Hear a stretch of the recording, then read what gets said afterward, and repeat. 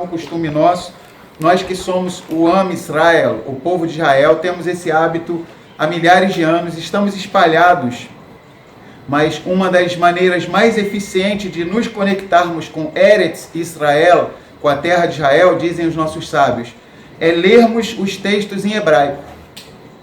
Então, assim, quando lemos os textos em hebraico, é como se a distância que nos separa de Israel fosse abrandada, fosse diminuída, a gente se aproxima mais.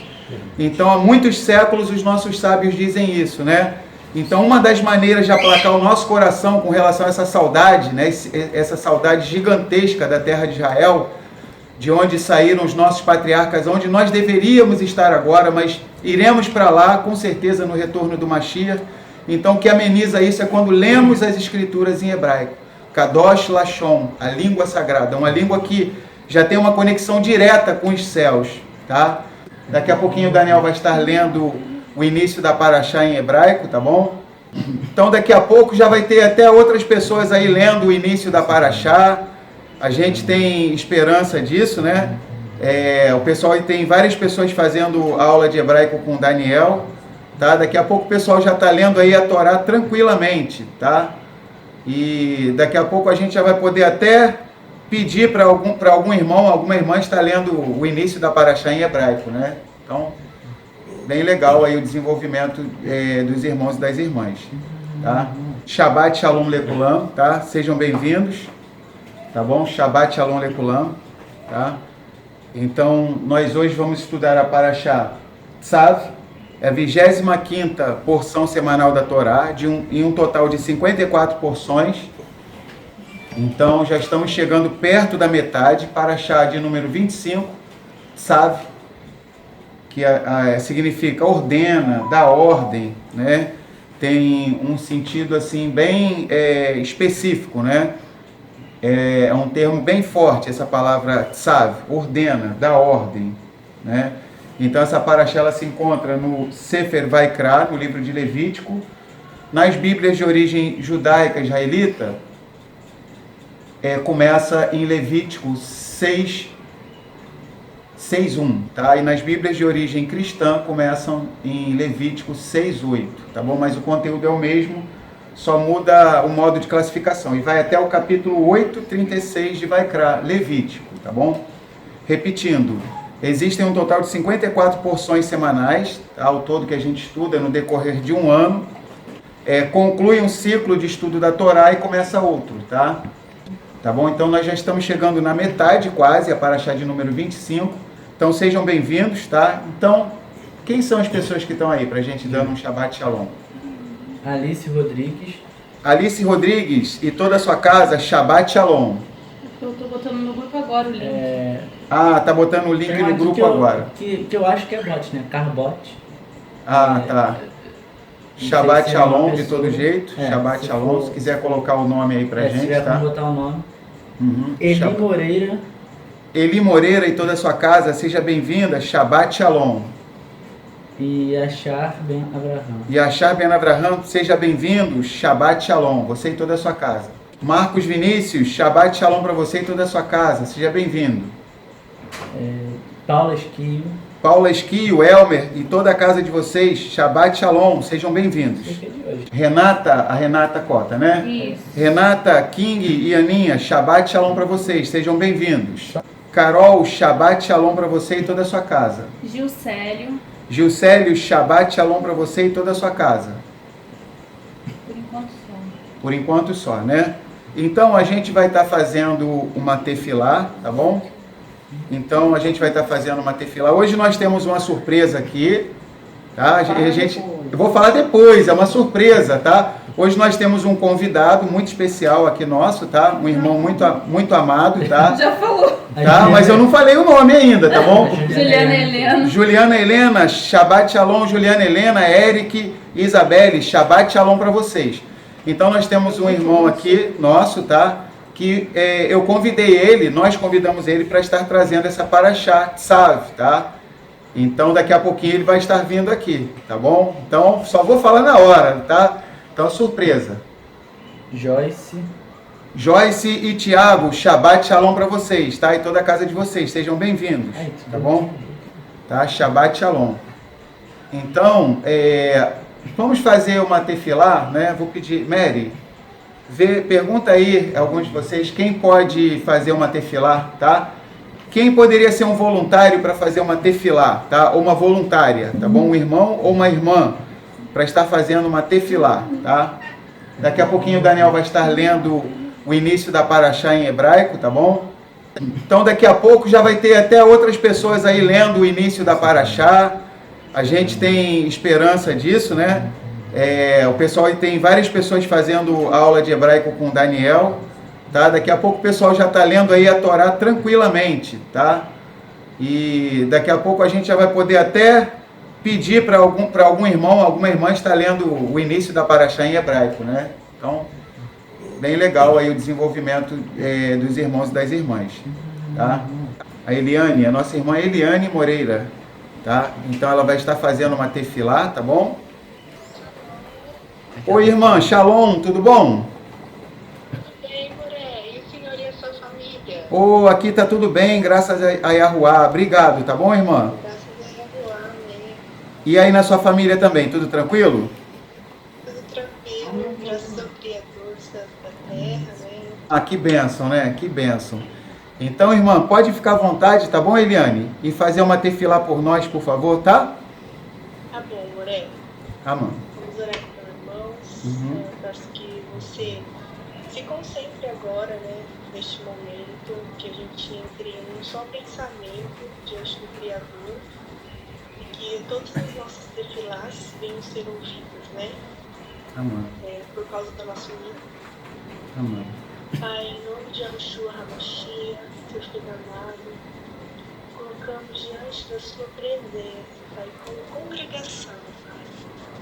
Congregação que o Senhor escolheu para estar reunida no dia de hoje, Sim, Pai. para estar reunida, Pai, neste horário, em comunhão, Pai, com o mesmo pensamento de estudar a tua Torá, de estudar, Pai, a tua santa palavra, Pai, que é fiel, que se cumpre, Pai, na vida de todos aqueles que estão diante da sua presença com fidelidade, com amor, buscando sempre colocar em prática, Pai, tudo que nós aprendemos.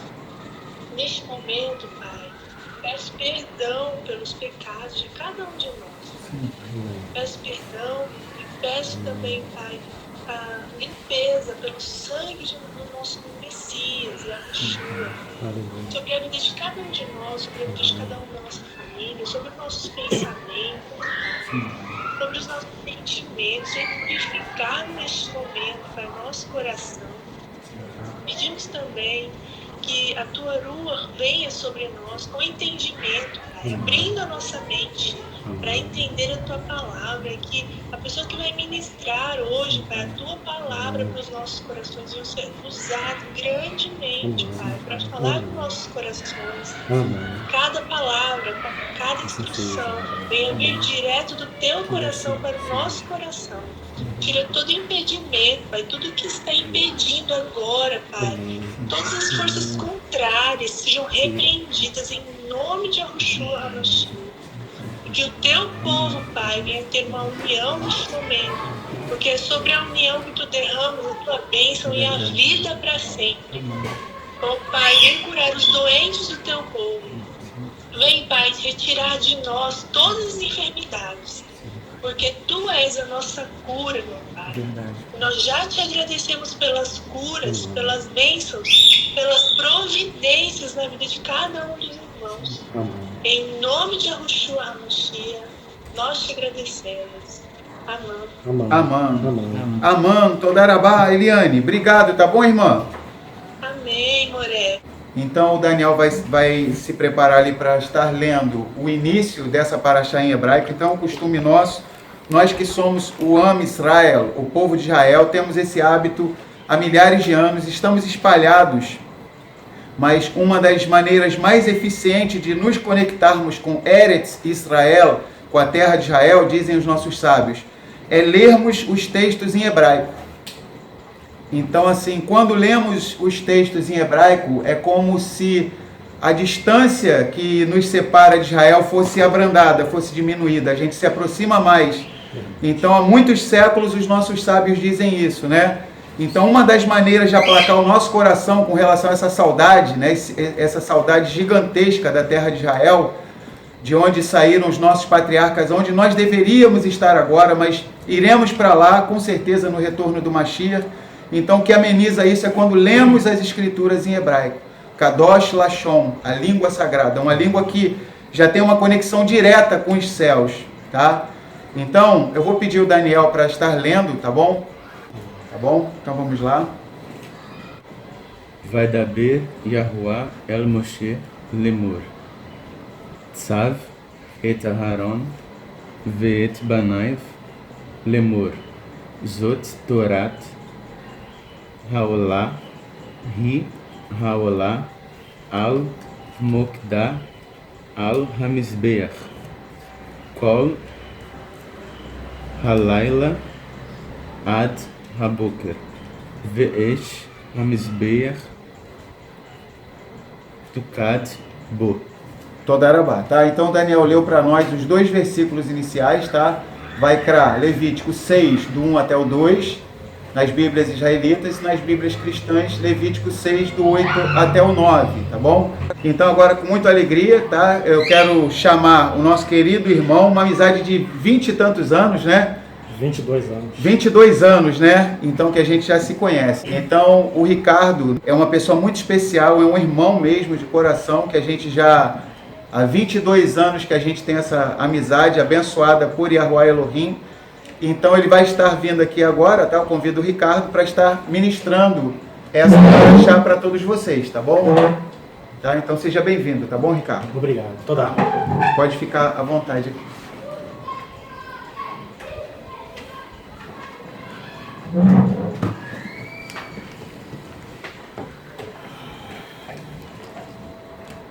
Bom, gente, Shabbat Shalom a todos.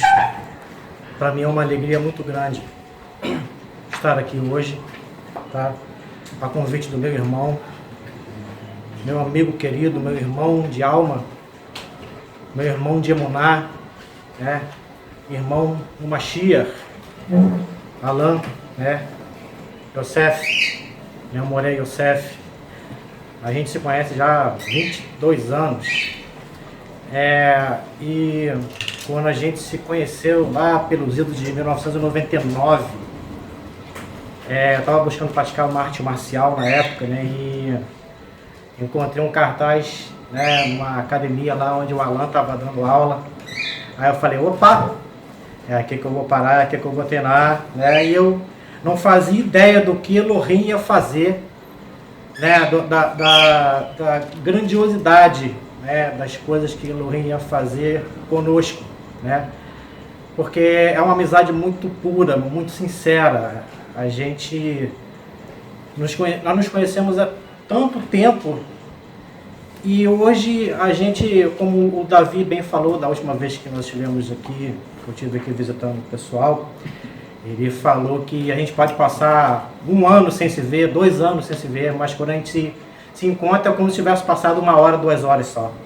Entendeu? A gente está sempre na mesma afinidade, né? No mesmo espírito, no mesmo rua, né? Isso não vem de nós, isso vem do Criador, né? Foi um encontro abençoado, um encontro de almas, né? Quando eu e o Alan nos conhecemos, né? Então, gente, peço licença, né, a vocês para estar aqui ministrando essa parashá. Acho que vamos passar um tempo bastante agradável aqui.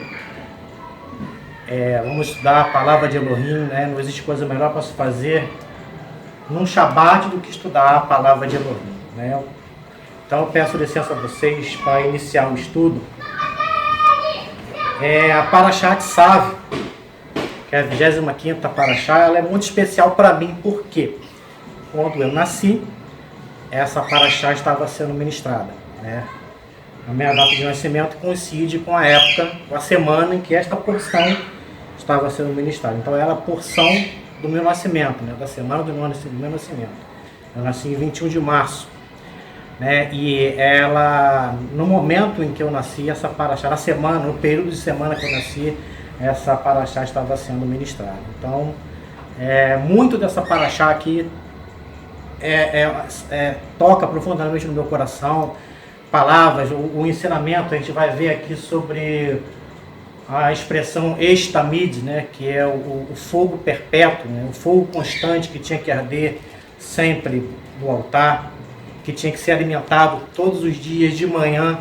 Os sacerdotes todos os dias tinham que ir lá e alimentar aquele fogo com madeira, com pedaços de árvore, porque aquele fogo, esse estamid, não podia ser, não podia apagar, não podia ser apagado. Foi uma ordem direta de Elohim, né? Então, essa paraxá, ela começa, né, falando sobre dois sacrifícios especificamente. Tá? No começo ela aborda 2 sacrifícios. Tá? Na paraxá anterior, que é a paraxá Vaikra, a gente aprendeu, né, mais ou menos, né, como são os 5 korbanot, né, os 5 sacrifícios. Né, que vem da palavra korban, que significa, dentro do escrito também significa se aproximar.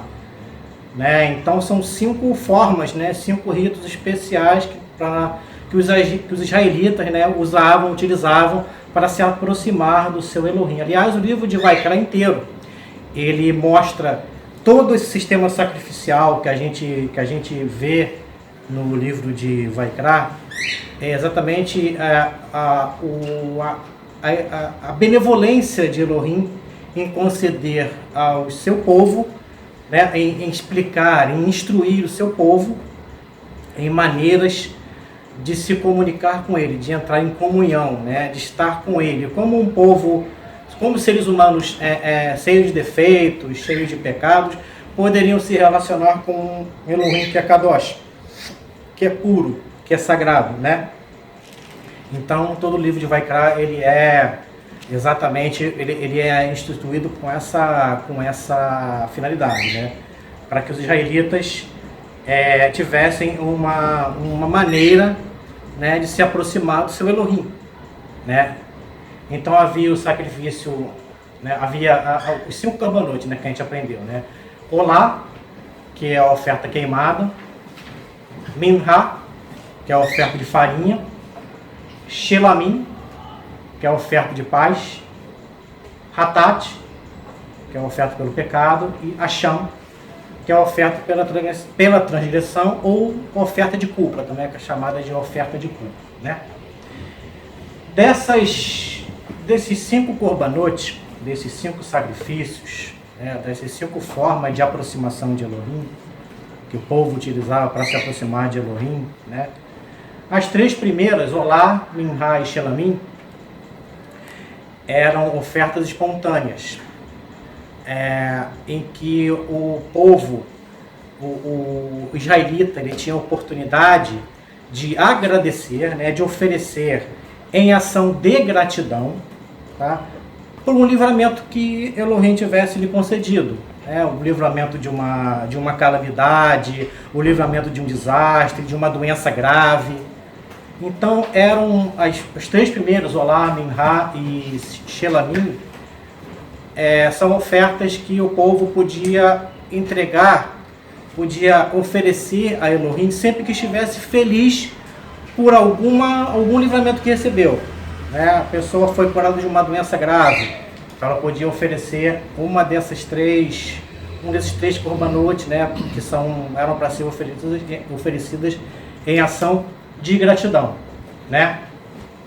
As 2 últimas, que Hatat e Asham, eram ofertas oferecidas apenas quando o povo pecava, né? Se o indivíduo cometesse um pecado, ele deveria oferecer uma oferta, um sacrifício pelo pecado ou um sacrifício pela transgressão, ou um sacrifício de Hatat ou um sacrifício de Asham, né? E é interessante perceber que a narrativa da Torá nesse trecho, nessa paraxá Tzav, ela começa exatamente pela oferta de Olá. Ela cita primeiro a oferta de Olá e depois a oferta de Minha, né? Ou seja, a oferta queimada e a oferta de farinha, que eram ofertas que o israelita trazia na presença de Elohim quando se sentia feliz. Então ele queria dar era como se ele quisesse dar um presente para Elohim. Essas ofertas eram como presentes que os israelitas poderiam dar ao Elohim, né? Ao seu Elohim. Né? Porque não era obrigatória, né? Eram ofertas espontâneas. Eram espontâneas, né? A pessoa oferecia... Só pelo pecado que era Exato. obrigatório. As ofertas pelo pecado, né? Que é Hatat e Hasham, elas eram obrigatórias. E o israelita ele só oferecia, né? O Bnei Israel, o Ben Israel, ele só oferecia essas korbanot, né? De Hatat e Hasham, quando ele cometia alguma transgressão ou pecado. Né? São ofertas pelo pecado e oferta pela culpa. Já Olá, Minha e Shelamim eram ofertas espontâneas. O povo podia oferecer quando se sentisse feliz, né? Se sentiu feliz porque ele recebeu um livramento, se sentiu feliz porque foi livre de um acidente, teve a sua família livre de uma calamidade. Então ele, com alegria no coração e em ação de gratidão, ele oferecia essas ofertas para o Criador, né? Os sábios do nosso povo, eles entendem o seguinte, né? Que oferecer, né, oferecer por gratidão é fazê-lo por um milagre, tá? Por um grande livramento que a pessoa recebeu. Como está escrito lá no livro de Salmos, capítulo 107, versículo 21, tá? Lá nós vemos escrito, né? Rendam louvor a Yahuá por sua bondade e por suas maravilhas para com os filhos dos homens. Ora, o fato da Parashá dar primazia, né, da Parashá Tzal, dar primazia a ritos de gratidão, sacrifícios oferecidos no altar de Yahuá como expressão de agradecimento, né, e o fato, né, de a faculdade concedida a cada indivíduo de louvar ao Criador por sair ileso de uma calamidade, nos ensina o seguinte, né, segundo os sábios do nosso povo. Nos ensina que temos que buscar por boas qualidades e virtudes no nosso próximo, ao invés de buscar apenas os defeitos. Por que isso acontece? Mais à frente a gente vai ver no versículo 18 desse capítulo 6, que está escrito assim: esta é a lei do sacrifício pelo pecado. No lugar onde foi imolada a olá, ou seja, a oferta queimada, será imolado o sacrifício pelo pecado. Por que o sacrifício pelo pecado não tinha um lugar específico? Por que o sacrifício pelo pecado ele era oferecido no mesmo lugar onde as pessoas ofereciam um sacrifício por agradecimento, por ação de gratidão? Não havia um ponto específico. O indivíduo pecou, ele sabia... Obrigado, toda água. Ele tinha um ponto, né? Ele pecou, ele caiu em um pecado, né? Ele cometeu um pecado, ele cometeu uma transgressão. Ele sabia que tinha que oferecer um sacrifício por aquele pecado que ele havia cometido, né? Mas Elohim, ele não determinou, tá? Elohim não determinou nenhum ponto específico para que esse sacrifício, nenhum lugar específico dentro do Mishkan, para que esse sacrifício fosse oferecido. Pelo contrário, ele disse que o sacrifício, no mesmo lugar onde a pessoa oferecia a oferta por gratidão, a oferta de olá, que era a oferta queimada, era o mesmo lugar onde a pessoa oferecia o sacrifício pelo pecado. Sim. Então, a Parashá Vaikra, ela mostra os sacrifícios, né, do ponto de vista do povo. E eu não sei se você vai falar ainda. E essa Parashá, sabe, ela já mostra do ponto de vista do sacerdote. É um outro ponto de vista Sim. dos sacrifícios, né? Sim, tanto é que no capítulo 8 nós temos a investidura, né, Isso. dos sacerdotes, né. Interessante é que essa paraxá, ela tem a gematria dela, né, o valor numérico dessa paraxá é 96. E a raiz desse valor numérico é 6, porque 9 e 6 dá 15, né? 1 mais 5 dá 6, ou seja, é uma paraxá para o homem. Por que é para o homem? É o ponto de vista humano, né? É o ponto de vista humano, o ponto de vista do sacerdote. Sim. Por quê? O sacerdote, ele... Porque o representante, homem ele né? é o representante humano Isso. do povo em relação a Elohim. Ele se apresentava, o Kohanim, ele se colocava entre Elohim e o povo, no momento da oferta. Sim. Né? Então, a paraxá, ela foca na figura do Kohanim, que era a pessoa que tinha que estar sempre pura. Né? Tinha, o sacerdote, ele tinha que ter uma conduta Responsabilidade porque ele tinha que ter uma conduta muito ilibada, muito irrepreensível. Ou pelo menos assim era o que Elohim exigia dos seus Kohanim, né? Porque ele tinha que oferecer, além de oferecer sacrifícios pelos pecados dos seus filhos, ele também tinha que oferecer sacrifícios pelos pecados de uma nação inteira, de um povo inteiro. E ele tinha que estar limpo, tá? No momento que ele estivesse lá agindo como um contato, né? Um intercessor ali entre Elohim e o povo, ele tinha que estar purificado, ele tinha que estar limpo. Ele tinha que estar em comunhão com Elohim. Então o ofício de Kohanim é uma coisa assim, do ponto de vista espiritual, é maravilhoso. Porque era uma pessoa que tinha que estar sempre se conectando à palavra, tinha que estar sempre se conectando à Torá, ele tinha que estar conectado com o Elohim o tempo inteiro, porque se ele não estivesse conectado com o Elohim o tempo inteiro, ele não poderia, em algum dado momento, ele ia cometer erros também. Como é que fica? Se a pessoa que tem que oferecer o sacrifício pelo povo que cometeu pecados, se essa pessoa também tiver cometido alguma transgressão, como fica o sacrifício? Né? Como é que fica a reparação daquele erro? Como é que fica a expiação daquele erro que a pessoa cometeu se o sacerdote, né, o Cohen, né, ele não tivesse também com as suas vestes lavadas, não apenas as suas vestes, mas a sua alma limpa, né? Porque o exterior é um retrato do interior, né? As vestes dos sacerdotes, dos Kohanim, elas tinham o objetivo de refletir o interior do sacerdote, né? A alma do sacerdote tinha que ser tão bela, pura e alva como as vestes que ele trazia sobre si, né? Então, por isso que realmente o ponto de vista da Parashat Tzav é o ponto de vista do sacerdote. Era como o sacerdote tinha que lidar. Por exemplo, era o sacerdote que tinha que alimentar o Estamit, né, o fogo perpétuo sobre o altar. Né? Todo dia ele tinha que alimentar aquele fogo com pedaços de madeira, com pedaços de árvore. Né? Mais para frente eu vou entrar um pouquinho mais nesse assunto aí do fogo perpétuo.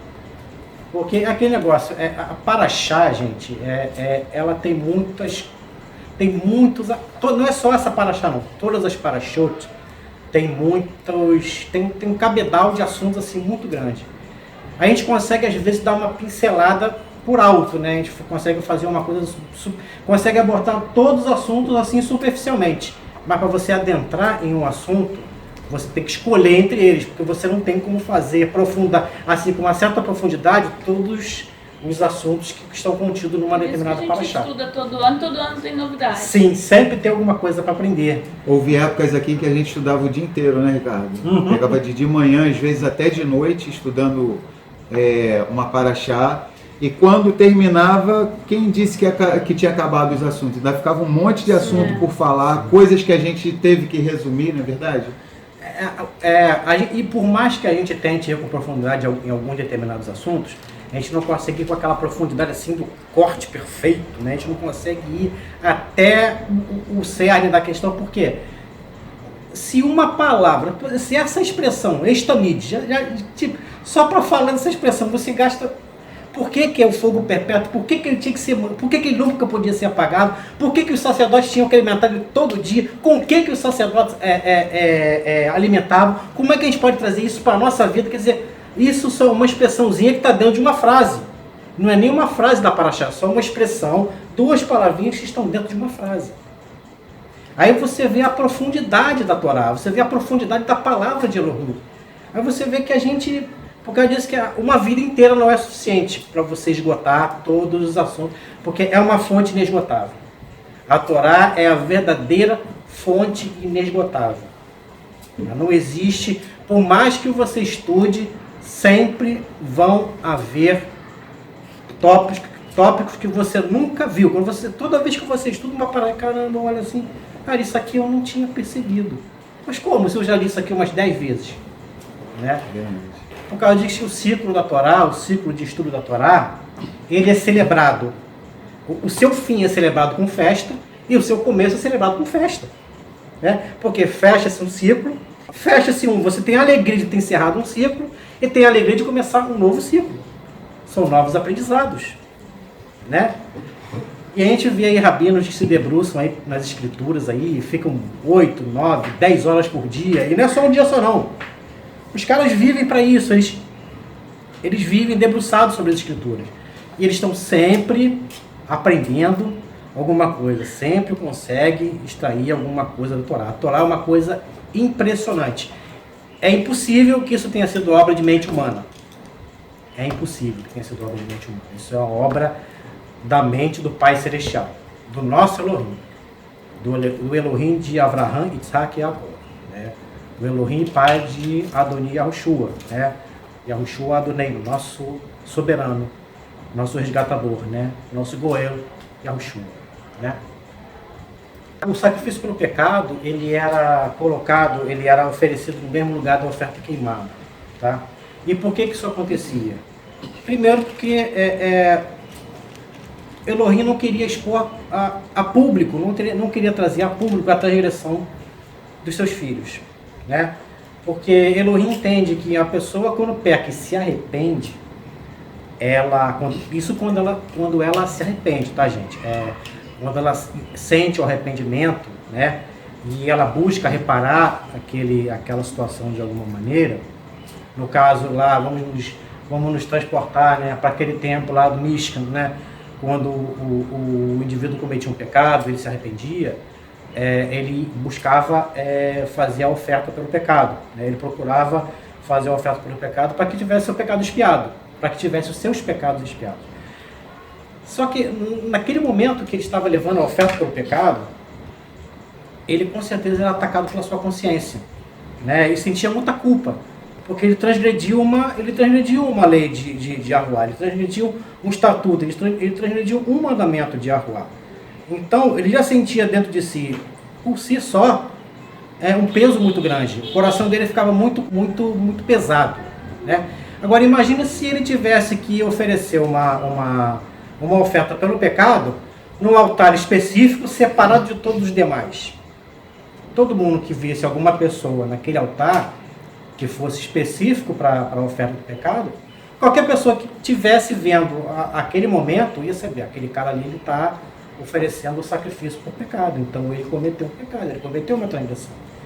E, gente, o ser humano, nem preciso dizer, né? O ser humano é um bichinho bastante complicado, né? Só mesmo o Pai para lidar conosco, né?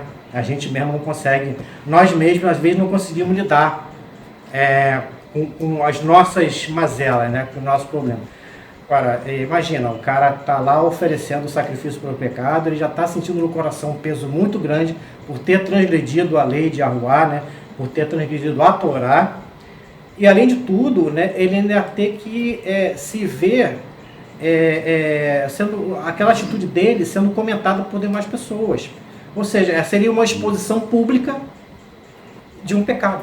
Então, voltando ao ponto onde estávamos, o indivíduo que estava lá oferecendo, né, a oferta lá pelo pecado, ele já sofria por ter cometido o pecado, ele já estava com seu coração já pesado, amargurado, e no fim das contas, se tivesse um altar ali específico para sacrifício pelo pecado, ele ia ter que se expor, né? Além de estar sentindo aquela culpa pela transgressão, aquele peso no coração por ter transgredido a lei do Eterno, a lei de Yahuwá, ele ia ainda passar pelo constrangimento de se expor frente aos outros israelitas, né?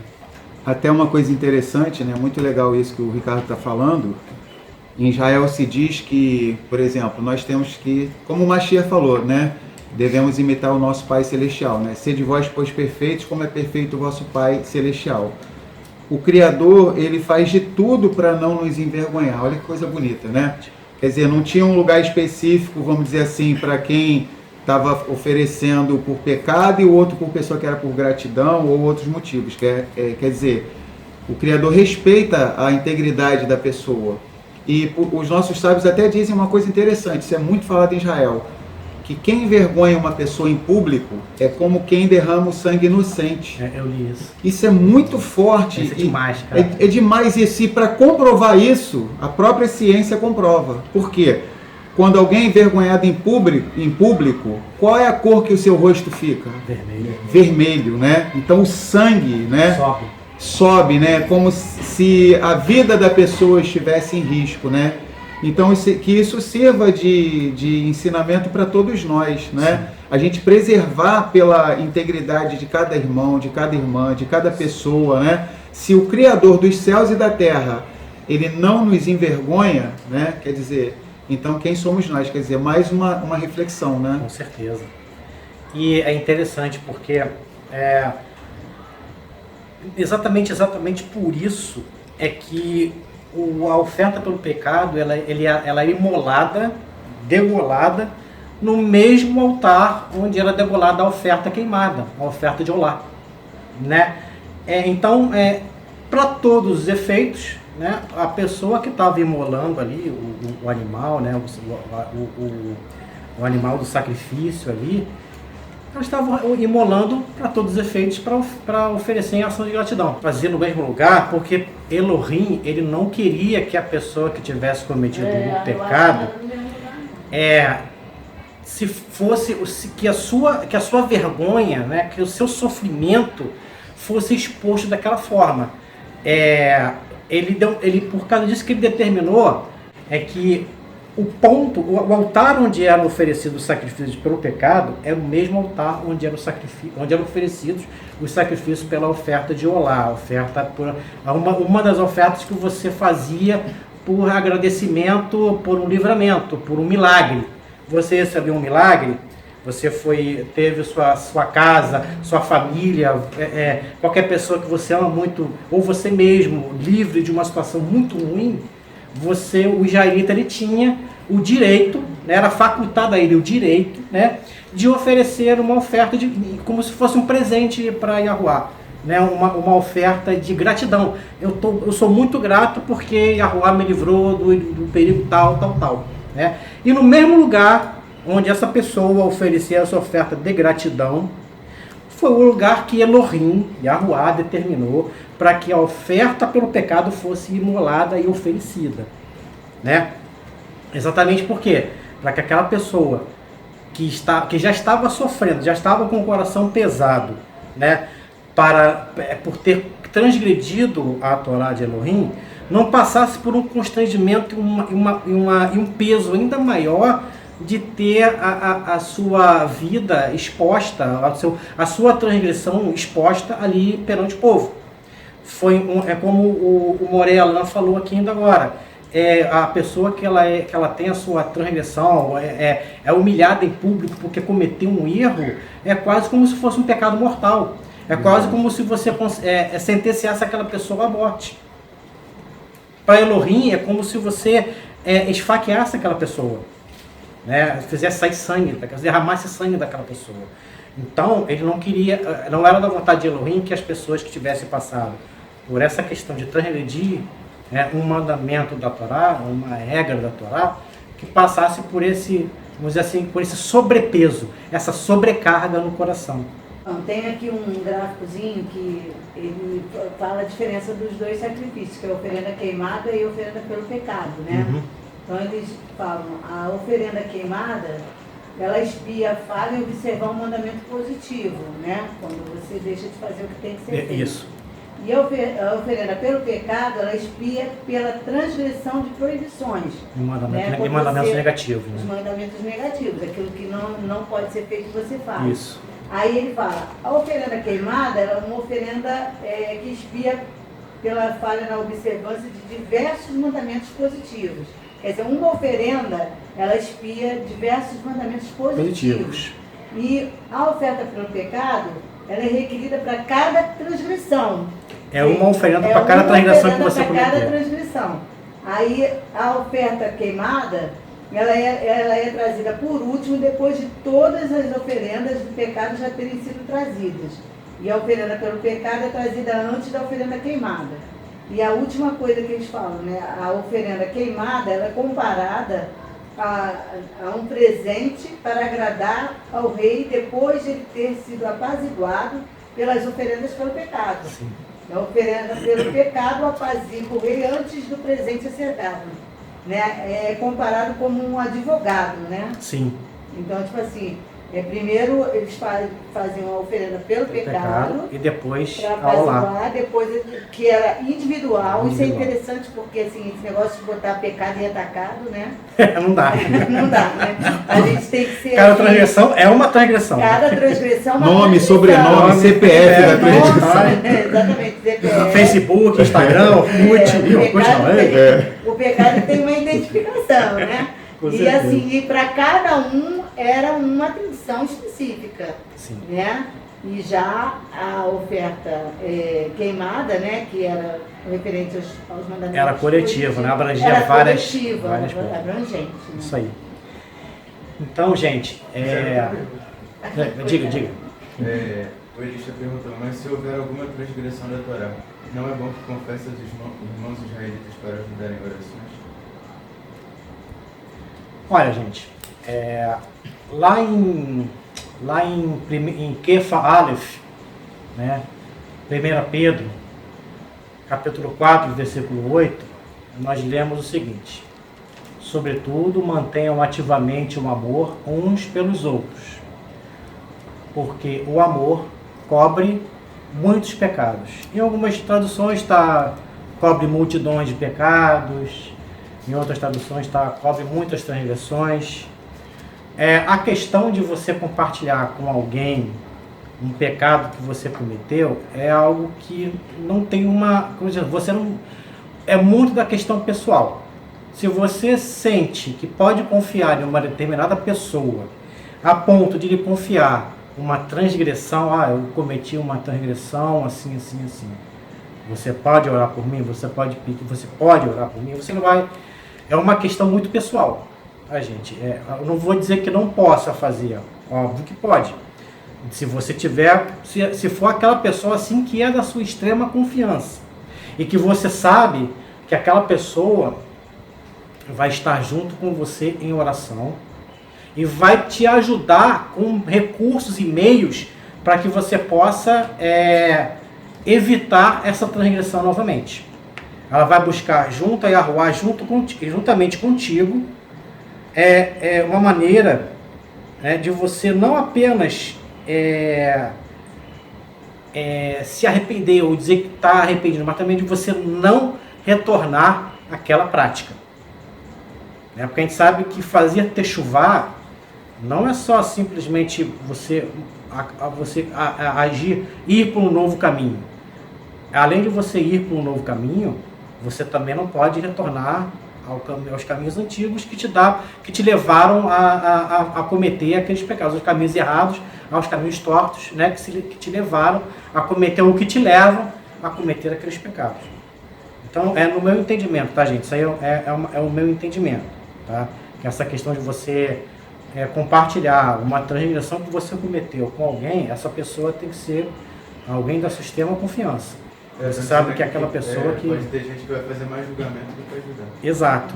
Aqui, ó, isso aí que o Ricardo falou é uma coisa bem interessante, né, que o pessoal está falando. A gente tem que ter muito discernimento em saber com quem a gente vai estar compartilhando essas coisas. Por exemplo, em Jacob, Tiago, capítulo 5, a partir do versículo 14, Tiago 5, 14 em diante, ele diz assim: está alguém dentre vós doente? Chame os Zechanim, os anciãos da Querrilá, e orem sobre ele. Ou seja, os anciãos eram pessoas de extrema emuná, confiança, pessoas assim que para terem esse cargo de Zaquém, né, os Zechanim no plural, eles eram pessoas de extrema confiança, né? Ou seja, está alguém dentre vós doente? Chame os anciãos da Querrilá e façam tefilá sobre ele, ungindo com azeite em nome do Adoneino. E a oração da emuná salvará o doente, e o Adoneino o levantará, e se houver cometido pecados, ser-lhe-ão perdoados. Confessai as vossas culpas uns aos outros e orai uns pelos outros para que sareis. A oração feita por um tzadik, um justo, pode muito em seus efeitos. Ou seja, então, realmente, como o Ricardo falou, a gente tem que, se a gente for estar falando com outra pessoa, tem que ser pessoa que a gente tenha total confiança naquela pessoa, para que, vamos supor, se a pessoa vai confessar para alguém que não é de confiança, imagina, no outro dia está arriscado, meio mundo já está sabendo do problema da pessoa, e a pessoa que tinha um problema, agora já está com 2 problemas. Aí Né? aquele seu problema já está com 5 mil visualizações. 5 mil visualizações, né? Daqui a pouco está com 1 milhão de visualizações. Exatamente. Assim, pessoa de confiança. De confiança, que assim, de preferência, tem a mesma emuná. Mesma emuná. E é a verdade. gente esteja disposto a te ajudar. Te ajudar em oração, porque tem né? gente, Oração. tipo assim, por exemplo, Aham. eu tenho um amigo no meu trabalho, aí tipo assim, vou contar pro, meu amigão mesmo, mas pô, o cara não tem a mesma emuná que eu, entendeu? Tipo assim, ele não vai falar, às vezes, pode zoar e tal, ficar entre a gente, mas tipo assim... Como as transgressões, como os erros, né, os pecados são coisas assim muito íntima. É uma coisa assim muito você, sabe? É uma coisa que está muito ligada ao seu interior, ao que você é, na verdade, né? Então você tem que realmente tomar muito cuidado com aquilo que você vai revelar para alguém. A pessoa tá assim, porque às vezes a pessoa tá tão angustiada que ela precisa contar aquilo para alguém, porque senão ela vai ter uma síncope, a pessoa vai ter um treco e vai parar no hospital por causa disso. Então, se você for fazer isso, faça-o com consciência, tá?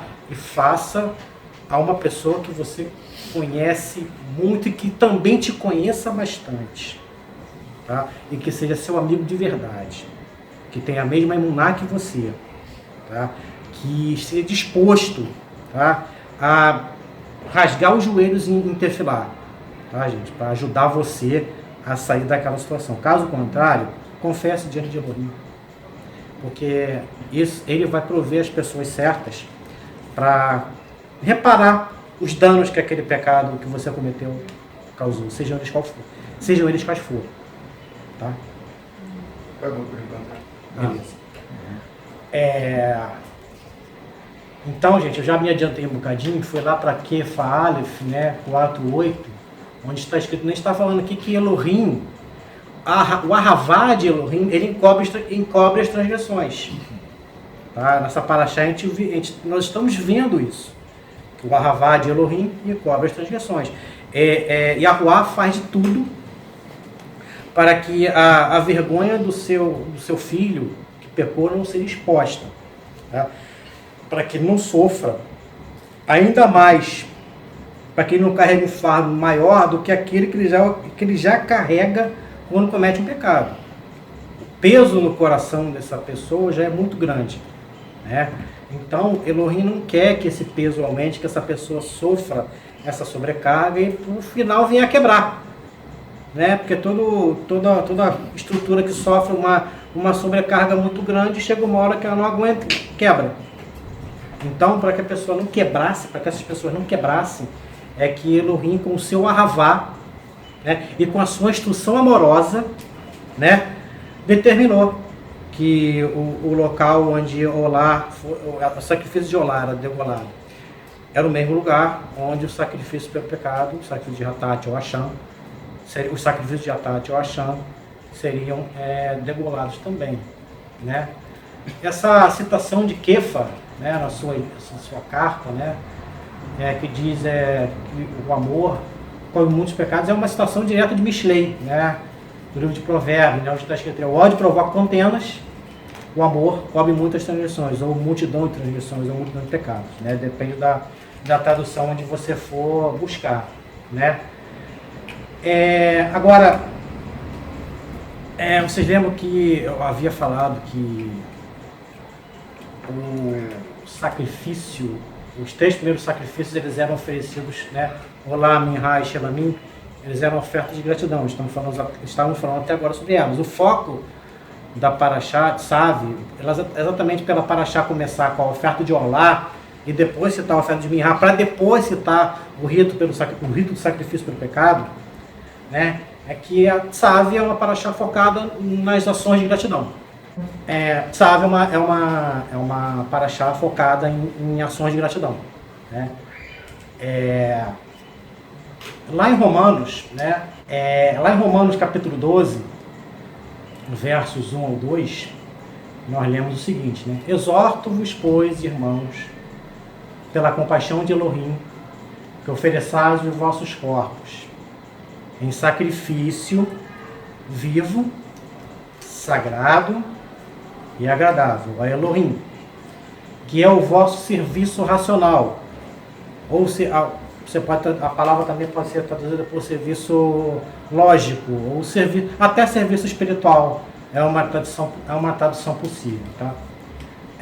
E não vos conformeis com este Olam Hazé, né, com este mundo, né, com este mundo inferior, né, mas transformai-vos pela renovação das vossas mentes, para que possam discernir, né, qual é a vontade de Elohim, que certamente é boa, agradável e perfeita.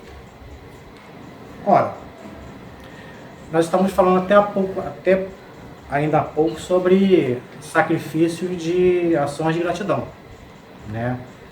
A gente falou sobre ofertas, os sacrifícios que eram oferecidos pelo pecado e pela transgressão, mas começamos, como a própria Parashá foca, né? O foco da Parashá é exatamente esse. Nós começamos falando das ofertas que eram oferecidas por gratidão. Mais uma vez, repetindo, eram ofertas espontâneas, tá? O israelita, né, o filho de Israel, ele podia oferecer quando ele quisesse, tá? Eram ofertas de ação de gratidão, ofertas que geralmente eram oferecidas quando o indivíduo recebia um livramento muito grande, um milagre mesmo, tá? Ele recebeu, a vida do cara foi salva de uma forma milagrosamente, de uma forma milagrosa, né? A esposa dele foi salva de uma forma milagrosa, a família dele escapou de um acidente de uma forma milagrosa. Então, como a Mary citou muito bem ali, é como se a pessoa desse um presente. A pessoa ela tinha um desejo no seu coração de presentear Elohim, porque ela recebeu aquele livramento, aquela libertação poderosa, né? Então ele era facultado ao israelita o direito de oferecer um sacrifício em ação de gratidão para Elohim, né? E aqui em Romanos a gente vê o seguinte, né, gente? No capítulo 12 a gente vê a expressão, né? Ofereçais os vossos corpos em sacrifício vivo, tá? Oferecer nossos corpos em sacrifício vivo, sagrado e agradável nos faz lembrar daquela expressão oferta de odor agradável a Elohim. Não é? É uma oferta que exala um aroma agradável a Elohim. Ele se agrada quando recebe esse tipo de oferta. É uma oferta de aroma agradável a Elohim. Oferecer os nossos corpos em sacrifício vivo, sagrado e agradável a Elohim é o tipo de sacrifício que se enquadra nesses 3 primeiros sacrifícios que eu citei: Olá, Minha e Shelamim, tá? E Por que a gente... Pronto. Pronto. É para testar o coração.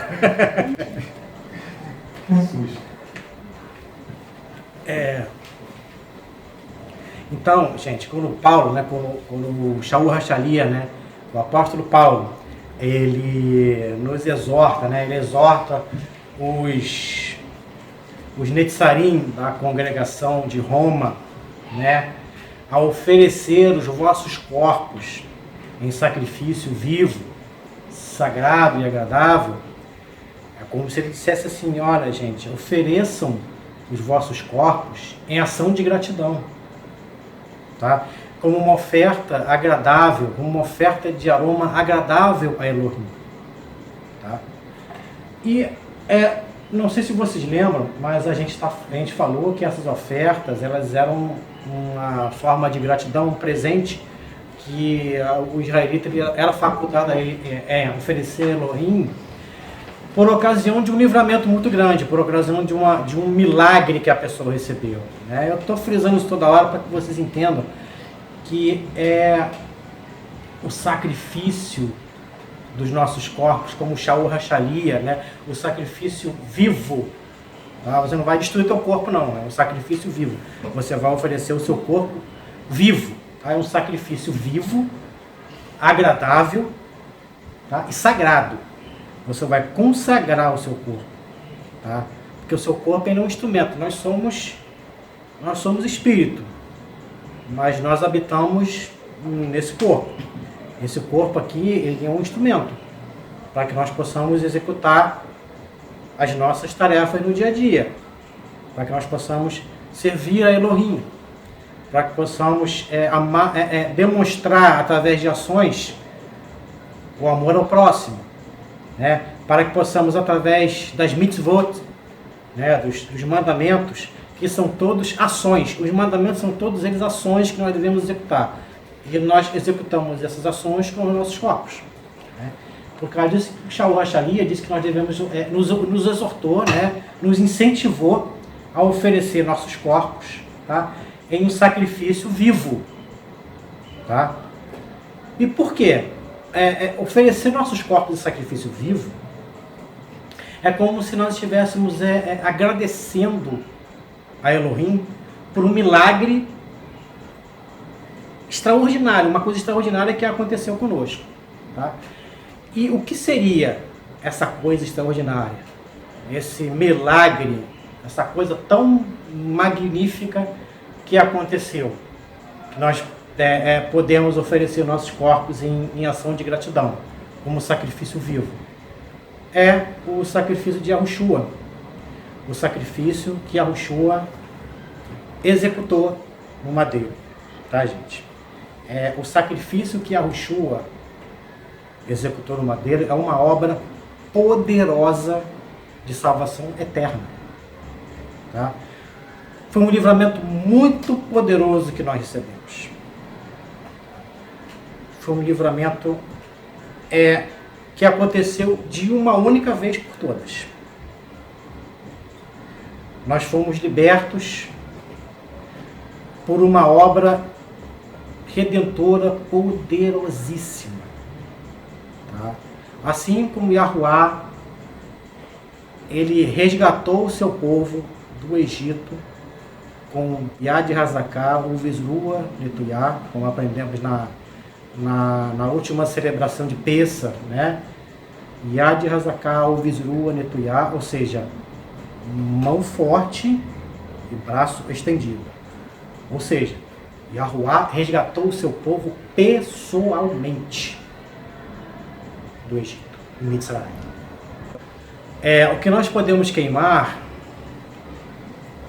não temos Beit HaMikdash, não temos Mishkan, então não tem altar de sacrifício, certo? Então o que nós podemos queimar em aroma agradável a Elohim? Nossa alma. Não vamos queimar, o apóstolo Paulo não está dizendo para a gente queimar nossos corpos não, tá, gente? Está dizendo para a gente quebrar e esmiuçar e destruir nossos corpos não. Ele disse para oferecer nossos corpos em sacrifício vivo, tá? Mas o que nós podemos queimar né, em Olá, que é essa oferta queimada, que subia até Elohim, ele se agradava por sentir o cheiro dessa oferta, que é a mesma oferta que Noa, né, Noa ofereceu quando saiu da arca, né? Diz que o aroma daquele sacrifício de Noa subiu até os céus, e Elohim se agradou quando sentiu aquele cheiro. A oração diz que é o serviço do coração, né? É, isso. O coração é a alma, né? Isso. Então, acho que hoje seria o coração contrito, entendendo realmente quem nós somos, pedindo perdão individualmente, como a gente falou aqui, né?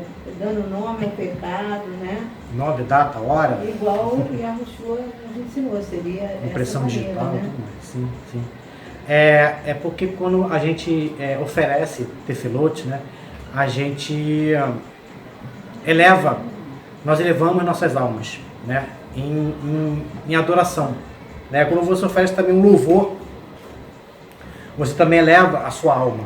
Né? Quando você está aconselhando uma pessoa, quando as suas palavras às vezes são tão profundas, você é tão usado pelo Criador, que as tuas palavras também têm a capacidade de elevar a alma do teu irmão.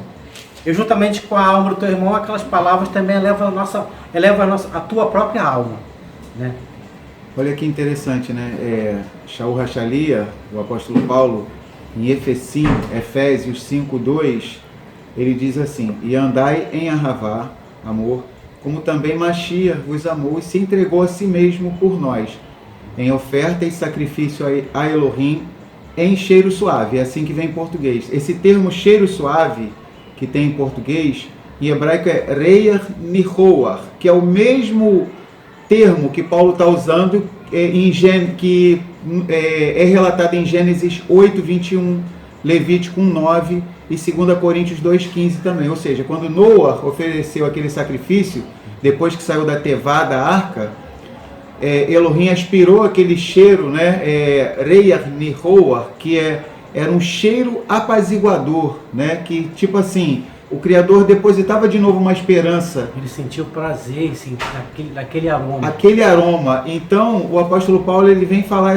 isso aqui bem interessante. Ou seja, e andai em Ahavá, amor, como também Mashiach vos amou e se entregou a si mesmo por nós, em oferta e sacrifício a Elohim, em cheiro suave, Reiach Nihoach. Ou seja, quando andamos em amor, né, e o amor ele abrange inúmeras coisas, né? Uma pessoa que ama, ou seja, ela vai fazer as coisas que agradam ao Criador, né? A maneira dela viver, se comportar, orar, ter a devocional dela com o Criador, a relação dela com os irmãos e com as irmãs. Então, bem interessante esse termo aqui. Ou seja, em Efésios 5:2, Paulo está usando uma linguagem de sacrifício, que é usado em Gênesis 8:21 e em Levítico 1:9. Bem interessante isso, né? Bem interessante. E quando diz também, para concluir isso aqui, em 2 Coríntios 2:15, diz assim, né?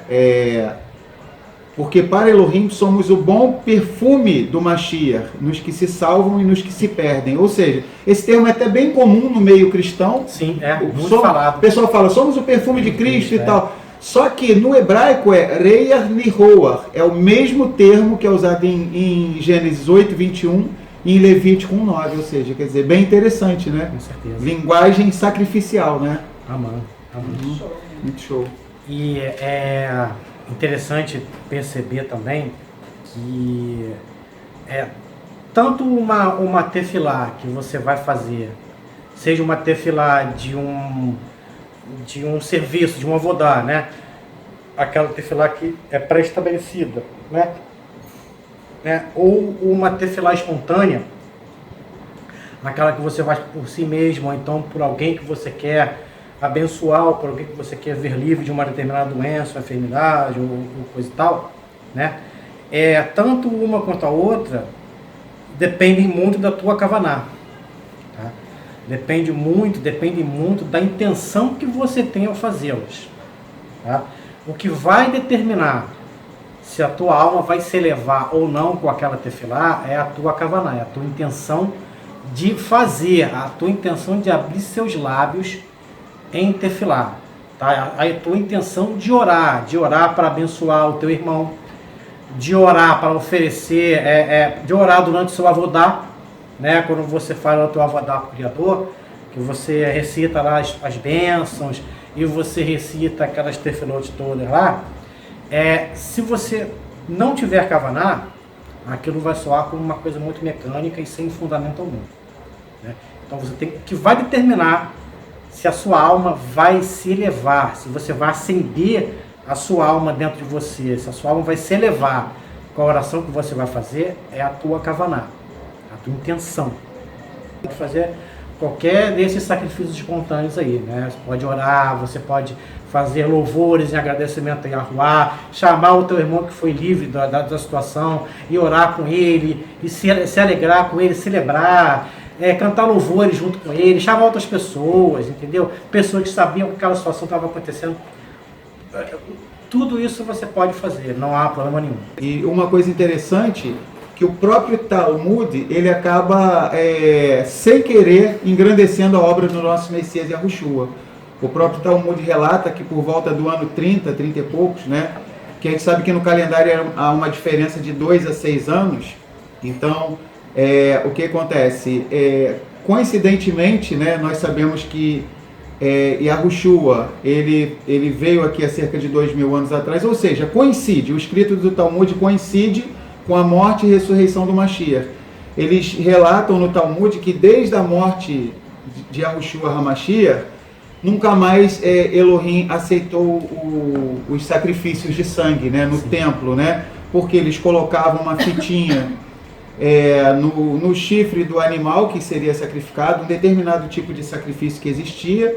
Por isso que Isaías fala no capítulo 1, né? Ainda que os vossos pecados sejam vermelhos como a escarlate, eu os tornarei brancos como a branca lã. Ou seja, quando Elohim perdoava o povo, aquela fitinha vermelha voltava branca. Alguns anos, o bichinho ia com a fitinha vermelha e voltava branco. Na maioria das vezes, o Criador perdoava. Só que desde a morte e ressurreição do Mashiach, né? Elohim nunca mais interagiu. Ou seja, né? Então eles perceberam que, poxa, desde que eles pensaram, ainda que eles não tivessem aceitado o sacrifício do Mashiach, eles perceberam que algo de sobrenatural aconteceu que nunca tinha acontecido antes. E eles chegaram à conclusão, Elohim agora não está aceitando mais o sacrifício de sangue. Então, bem interessante isso, né? Jess fez uma pergunta aqui. Quando vier o milênio, irá existir sacrifício de novo, igual na época de Moshe, ou não? Não, com certeza não. Sacrifício de animais, era sacrifício que exigia sangue de animais, nunca, jamais. Uma coisa interessante, né, concordando com isso que o Ricardo está falando, que a Escritura fala, né, que o leão vai comer palha, né, o lobo e o cordeiro. A criança vai meter a mão na toca do basilisco, da cobra, ou seja, e os profetas falam, não se fará mal nem dano algum em todo o meu santo monte. Ou seja, os animais eles não tornarão a ser usados como sacrifício. Então, por exemplo, no livro de Ezequiel, fala acerca de sacrifícios, mas o que acontece? É sacrifício de produtos de origem vegetal, né? E não mais haverá sacrifícios de animais de sangue, porque isso já foi plenamente realizado por Yahushua HaMashiach há cerca de 2000 anos atrás, e é um assunto até bem interessante que o autor de Ivrim, Hebreus, ele se debruça bem sobre esse assunto, né? E ele explica que ele entrou de uma vez por todas, né? No santuário não feito por mãos humanas, mas nos céus, e diferentemente dos sacerdotes que ofereciam sacrifício de sangue de um animalzinho pelo pecado dele e da família dele e pelo povo, Yahushua ele mesmo entra e com o sangue dele, ou seja, ele faz o papel de sumo sacerdote e de sacrifício, né? Uma vez por todas, né? Então, bendito seja Yahuwá em nome de Yahushua HaMashiach. Até acho que o Yohanan, né? Na primeira carta de Yohanan, ele diz que Yahushua foi a vítima das nossas expiações, né? Foi a vítima da nossa capará, né? Foi a vítima que verteu o seu sangue para que nós estivéssemos aqui hoje, né? Para que nós tivéssemos futuro, né? Que nós tivéssemos o Olam Rabá, nós tivéssemos acesso ao Olam Rabá, né? Nós só temos acesso ao Olam Rabá porque Yahushua se entregou no madeiro. Tá? Nós só temos acesso ao Olam Rabá porque ele executou aquela obra poderosa no madeiro, né? E por isso nós devemos oferecer, sim, os nossos corpos em sacrifício vivo, sagrado e agradável a Elohim, né? Nós devemos oferecer os nossos corpos para práticas de bondade, tá? Para práticas de misericórdia, tá? Para práticas de amor. Tá? Nós devemos estar sempre dispostos a ajudar e não prejudicar. Nós devemos estar sempre dispostos a procurar nas pessoas o que elas têm de bom e não o que elas têm de ruim. Porque Elohim fez isso. Ele não queria que as pessoas soubessem dos pecados que aquelas pessoas cometiam naquela época, quando ela ofereceu o sacrifício de pecado. Ele não queria expor publicamente a vergonha da pessoa. Tá? Porque Elohim estava interessado nas coisas boas que os israelitas tinham, não nas coisas ruins. Ele tinha conhecimento das coisas ruins, mas ele se interessava mais pelas coisas boas. Então, nós, como nosso Pai Celestial, nós devemos sim buscar no nosso próximo as boas qualidades e as virtudes. Temos que sempre que olhar no nosso próximo as boas qualidades e as virtudes. E temos que usar esse corpo aqui, essa ferramenta aqui, tá? Que Elohim nos deu, que esse corpo não é nosso. Esse corpo não é nosso. Nós não temos nada nessa terra, né? Não temos nada nesse mundo. Nada nesse mundo é nosso. Tudo existe para nós, certo? Esse corpo que nós temos, que a gente sempre costuma dizer que nós temos, já se acostumou, né? A dizer, esse corpo é meu corpo não. Esse corpo ele existe para nós. Ele existe para que o nosso espírito subsista nesse mundo, tá? Subsiste nesse Olam Hazé. Então, nós devemos sim oferecer esse corpo, tá? Nós devemos praticar coisas boas com esse corpo. Nós devemos praticar o amor com esse corpo. Nós devemos ajudar as pessoas com esse corpo aqui, tá? Quando você vê uma pessoa precisando de ajuda, você precisar de uma pessoa e ela esticar a mão para você, você estica a mão para aquela pessoa também, para tirá-la de um poço, para tirá-la de um buraco, né? Para tirá-la de uma situação ruim, né? A Jess fez uma pergunta aqui. A maior representação de sacrifício nosso hoje seria morrer para o mundo? Digo, práticas para a etc. Sim. Tá? Você matar-se para o mundo, né? Matar-se para esse sistema de violência, de promiscuidade, de trevas, de sofrimento, de coisas que só destroem aquilo que você é de verdade, que te deturpam, que te transformam. Se você se enveredar por esse sistema, você vai se transformar numa besta, em algo bestial. Tá? Então, morrer para esse mundo, matar-se para esse mundo, é sim, tá? Um dos maiores sacrifícios que nós podemos fazer. Tá? Eu acho que o maior de todos é você dar a vida para alguém. Tá? Acho que o maior de todos é você dar a tua vida para salvar o de outro. Tá? Você colocar a sua vida, você arriscar a sua vida para salvar uma pessoa que você ama. Acho que esse é o ponto máximo da nossa existência. Você colocar a vida de uma outra pessoa acima da sua. Tá? Você dá a sua vida por alguém. Dá a sua vida, você ama seu pai.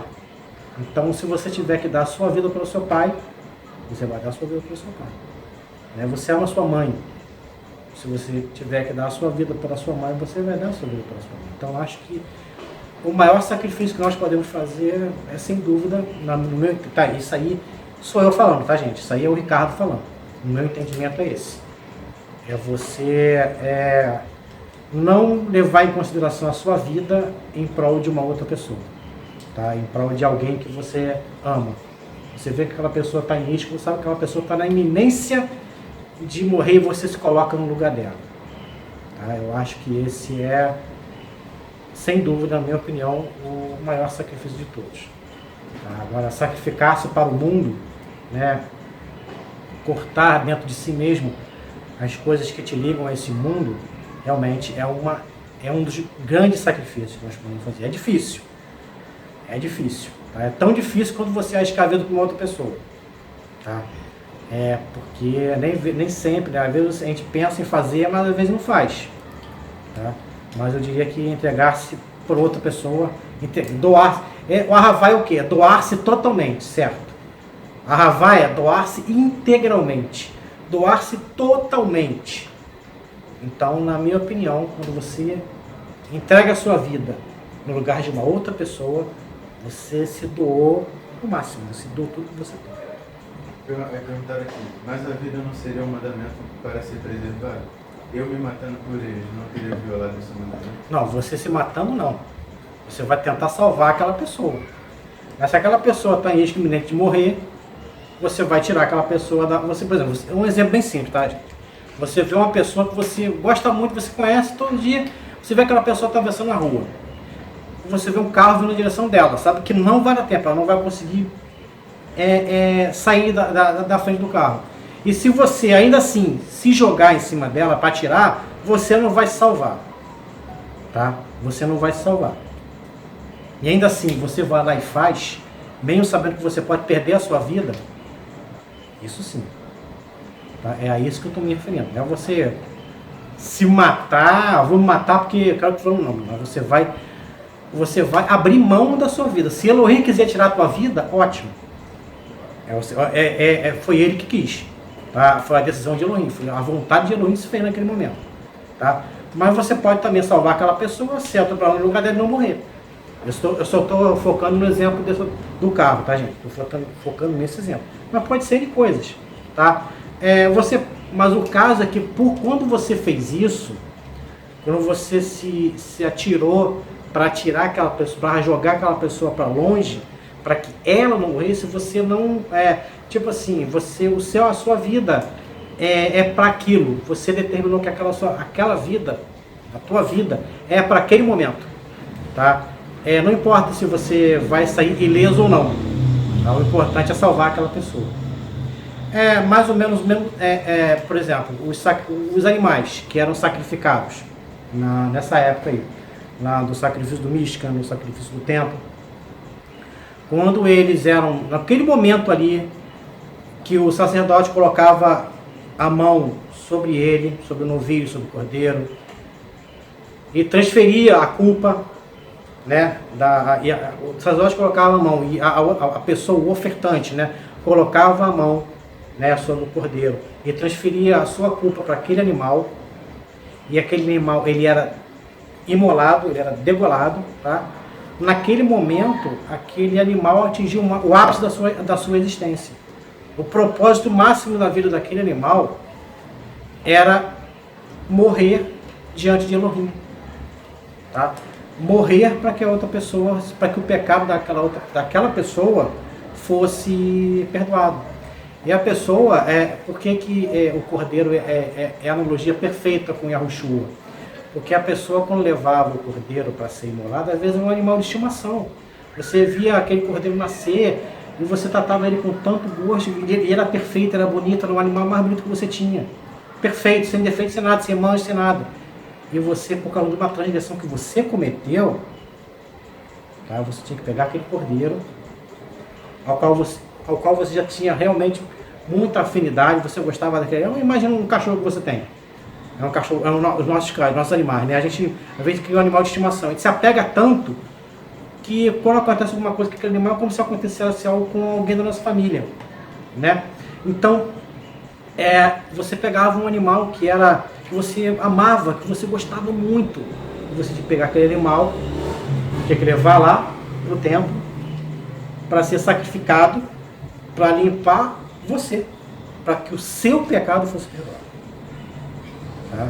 Já disse que o cordeiro é a analogia perfeita para o Mashiach, porque ele, não tendo pecado algum, morreu por nós que éramos pecadores, né? Ele não tinha pecado, não tinha mácula, não tinha ruga, não tinha defeito, mas se entregou, assim como aqueles cordeiros, aqueles animais, aqueles novilhos que eram sacrificados, eles não resistiam, né? Assim como Yahushua não resistiu, os cordeiros também não resistiam, né?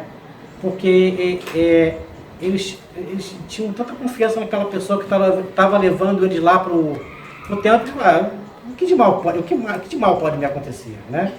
Então, acredito eu que o chorar muito naquele momento, porque era um animal que você apreciava muito, que você gostava muito, quem você gostava muito, e você era obrigado a ver ele sendo sacrificado na sua frente, para derramar o sangue para que o seu pecado fosse expiado. E a intenção era essa, né? Causar sofrimento. Exatamente, causar compulsão, né? Fazer com que o coração da pessoa se apertasse a tal ponto que ela não tivesse vontade de cometer aquele pecado, porque senão outro animal ia morrer no lugar dela. Seria como nos dias de hoje, né? O cachorrinho que a gente tem, o gato, o passarinho, né? Que a gente se apega. Se apega tanto que quando acontece alguma Poxa, coisa, cara, você entra em desespero, parece que alguém, o teu pai, parece que é o teu pai, tua mãe, sei lá, alguém da tua família. é um buraco que deixa, né? É verdade. Então, por exemplo, o nosso cachorro, o labrador, tem 1 ano e pouco que ele morreu. Poxa, ainda hoje a gente sente saudade dele. Não tem um dia que a gente não chegue aqui no quintal e não lembre dele. Quer dizer, um bichinho que o Criador fez, né? Tanto que o Criador lá no Gan Eden fez os animais e trouxe para Adão, para ele dar nome. Ou seja, desde o Gênesis a gente percebe essa afinidade do ser humano com os animais e vice-versa, né? Então, assim, para o nosso povo de Israel, no período bíblico, o sacrifício de animais seria como nos dias de hoje, a gente sacrificar esses nossos animais de estimação, porque faziam parte da rotina da vida do nosso povo de Israel. Tipo assim, em relação ao carinho, porque tipo, no caso, lembrando que no caso o cachorro não poderia ser sacrificado no templo. Não, é só uma analogia. Não, só, assim, foi todo legal mundo aqui já falar sabe, disso, mas é bom falar, porque às vezes alguém... Sim. A gente só está trazendo, foi legal que o Davi falou. O sentimento, Os dias de hoje, o grau de afinidade. O grau de afinidade que o ser humano tem com os animais. Com os animais, No caso, como o ser humano hoje em dia tem mais com o cachorro, né? Cachorro, na gato, época era. E hoje, por exemplo, os camponeses, as pessoas que vivem do arado, da terra, existem pastores de ovelhas hoje ainda. Sim, né? sim. Então eles se apegam àqueles bichinhos que eles criam, que eles ajudam a criar, que eles todo dia levam no pasto para comer, que eles livram aquelas ovelhas das feras. Então é impossível você não ter uma conexão com aqueles bichos. Né? A mesma coisa na época do templo lá, do Mishkan, que você tinha que pegar o animal mais bonito que você tinha, com certeza de quem você gostava mais, e você era obrigado a levar aquele animal para ser sacrificado pelo teu pecado. Né? Você, como o Daniel falou, a intenção era essa mesmo, era de fazer o cara sofrer tanto que ele não tivesse vontade de cometer aquela transgressão outra vez. Verdade. Porque eu não quero passar por isso de novo. Né? É por isso. Né? Então, meus amados, ofereçamos sempre, tá, o nosso corpo, tá? Você está consagrando as suas mãos para que elas, a partir daquele momento, executem apenas tarefas boas. Você vai usar as suas mãos para construir e não para destruir, tá? Você vai usar as suas mãos para confortar e não para magoar, não para machucar. Né? Você vai usar as suas mãos para fazer carinho e não para bater nas pessoas. Né? Você vai usar as suas mãos para boas obras, para boas coisas que você vai fazer no seu dia a dia. Você está consagrando uma parte do seu corpo para que essa parte do seu corpo apenas faça coisas que são da vontade de Yahuwah, que são boas. Da mesma forma, você oferecer todo o seu corpo em ação de gratidão, em sacrifício vivo.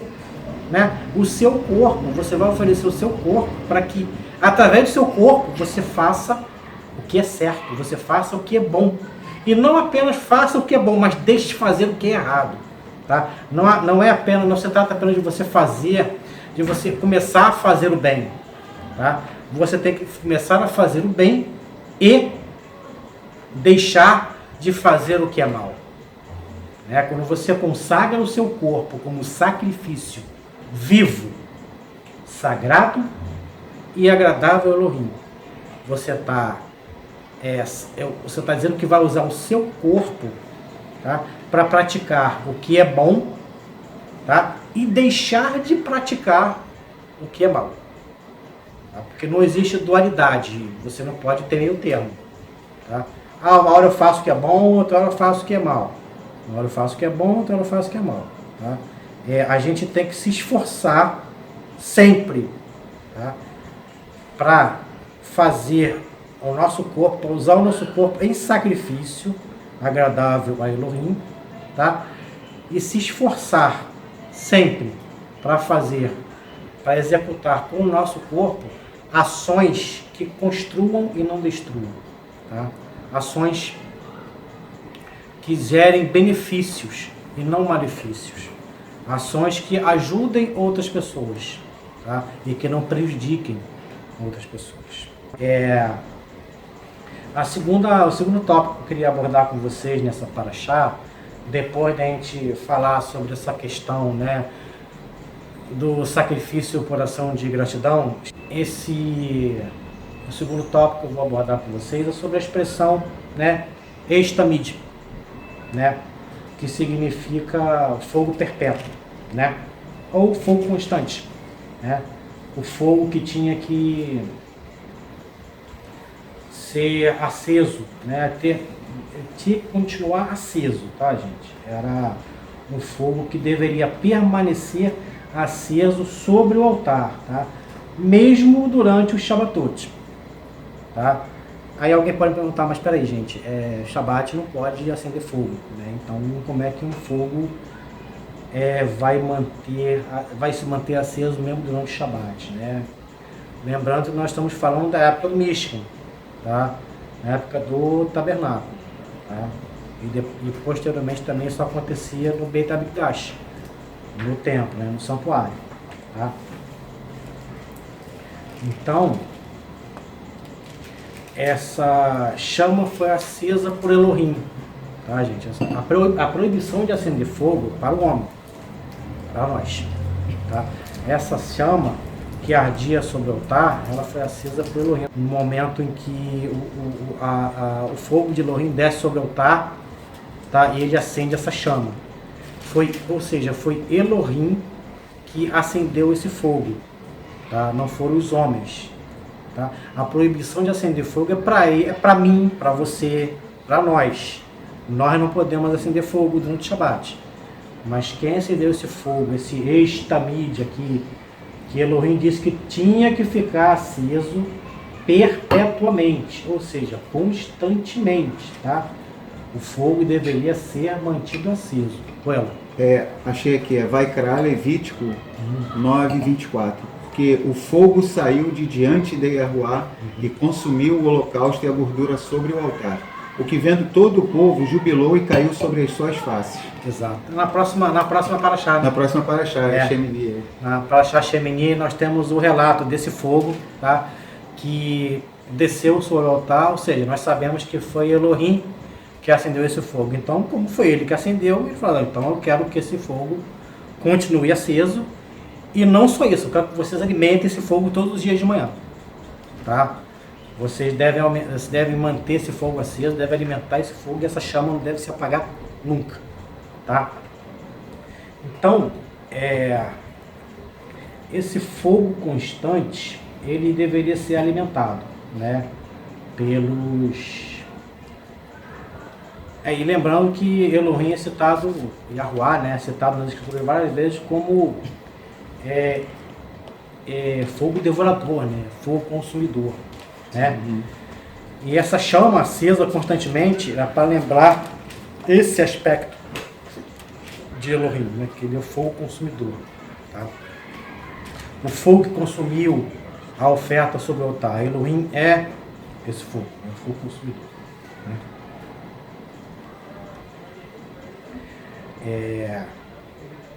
Os sacerdotes, os Kohanim, eles alimentavam essas chamas todos os dias, pela manhã, né, com pedaços de madeira, com pedaços de árvores e com pedaços de outras coisas lá que eram inflamáveis, tá?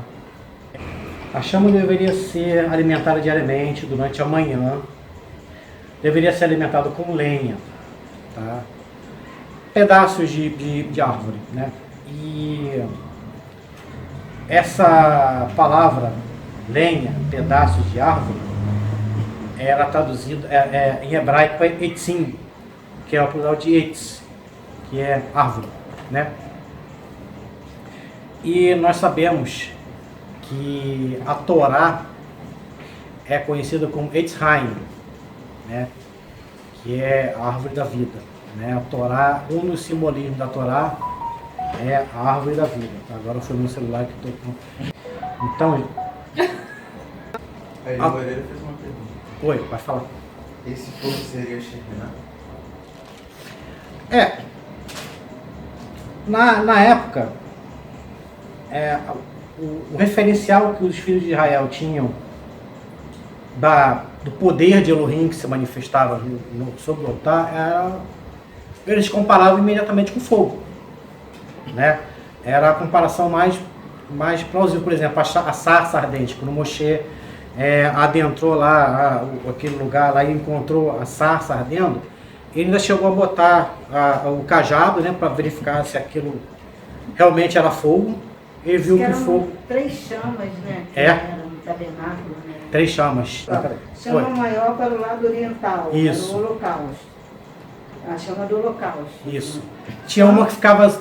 Tinha uma que circundava o altar, acho que era essa que não podia ser apagada. É, essa aí.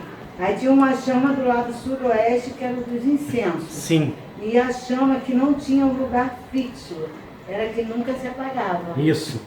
Era essa chama que não podia ser apagada 3 nunca. chamas, Isso Aí aí. fala assim, ó, a primeira chama simboliza o nosso serviço externo, aquilo que as pessoas veem. A Sim. segunda chama, O nosso interior. Uhum. nos mostra as nossas ações externas devem elevar a nossa alma. Sim. E a terceira chama é a nossa marca registrada, a nossa emuná. Não tem lugar fixo. Onde quer que vamos, tem que estar viva dentro de nós. Sim. Essa chama é perpétua e se estende pela eternidade. Sim. É a nossa emuná. A primeira chama, ela era... Bonito isso, né? Com certeza. Ela simboliza o nosso serviço externo, a primeira, né? É, A chama que ficava no lado oriental. Simbolizava o nosso serviço externo. É a prática, são as práticas de mitzvot. A chama do holocausto. Isso. Ela ficava no lado oriental e era a maior delas. Isso. Nela se queimavam os holocaustos, Isso. né?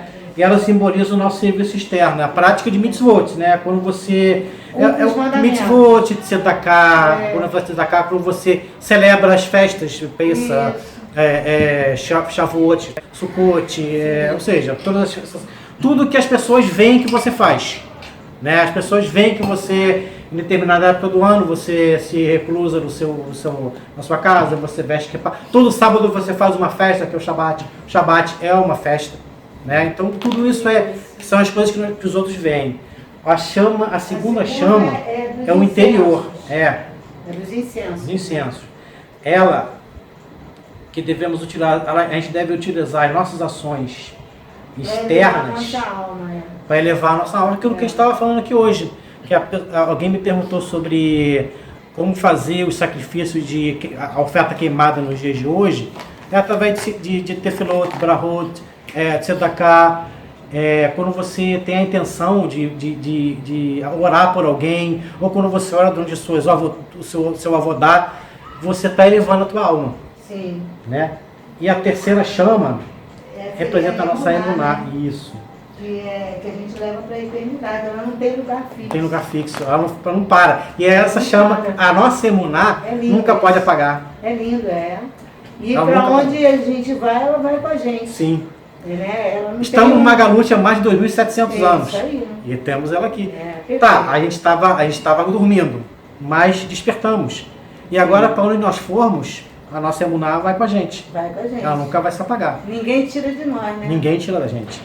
E essa chama, ela era alimentada com pedaços de madeira, com pedaços de árvore, né? E a árvore, Eitz Haim, né? A árvore da vida, a Torá é comparada a Eitz Haim, né? Então, como é que a gente pode alimentar a nossa emuná? Através da Torá. através da Não só através da Torá, mas também pela Brit Hadashah também. Né? Nós temos a Brit... Eles na época não tinham. Sim. Nem Shaul Rochali tinha a Brit Hadashah. Sim. Porque no momento que ele estava lá falando aquelas coisas, a história estava sendo escrita, estava acontecendo aí. Algumas nem ser escritas ainda. Isso. Né?